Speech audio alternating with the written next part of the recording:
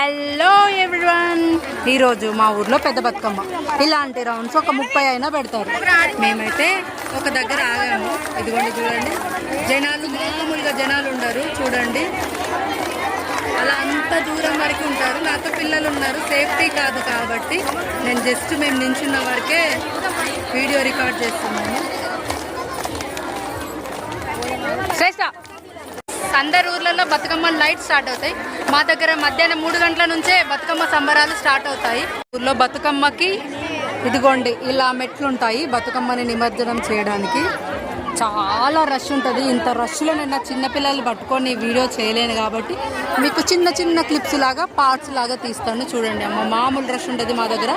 Full water కూడా ఉన్నాయి, వర్షాలు పడడం వల్ల చెరువులన్నీ మంచిగా నిండి. ఇదిగోండి మా పిల్లలందరూ ఇలా కూర్చున్నారు. మనోళ్ళకి ఇంకా ఇదే పని, తినడం. మా మామయ్య కూర్చొని పిల్లలందరినీ చూసుకుంటుడు.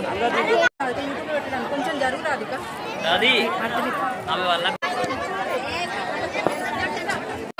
ఇదిగోండి మా మేనత్త, జరుగురా. మా డాడీ వాళ్ళ అక్క, మా ఇంటి మహాలక్ష్మి. చూడండి, హాయ్ చెప్పండి అందరూ.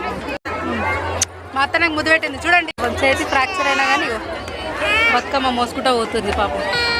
సంబంధం లేకుండా పెద్ద బతుకమ్మ దగ్గరికి. ఇదిగో చూడండి పెద్ద మనుషులు. అబ్బాబ్బా, కన్నుల విందుగా కన్నుల పండుగ బతుకమ్మ పండుగ హుస్నాబాద్లో చాలా బాగా. హలో బ్యూటిఫుల్ వ్యూవర్స్, ఇదిగోండి ఈ అందమైన బతుకమ్మని ఈ ఆంటీగా తయారు చేసింది. ఎలా ఉందో లైక్ చేసి షేర్ చేసి కామెంట్ చేసి చెప్పండి. రెస్క్యూ టీమ్ వీడియో ఇస్తున్నా. పండుగ అనేది ఆడపిల్లల పండుగ.